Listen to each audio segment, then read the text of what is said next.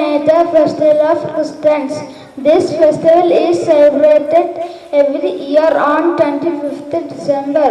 Jesus Christ was born on this day. He was the founder of Christianity. On this day, people remember for Jesus Christ and the lessons of life. People decorated their houses with bells, light, stars, and make Christmas tree. On this day, special prayer conducted in churches and children wait for Santa Claus. The Christmas give the message of love, harmony, peace, and brotherhood. I wish you all Merry Christmas and a Happy New Year. Thank you.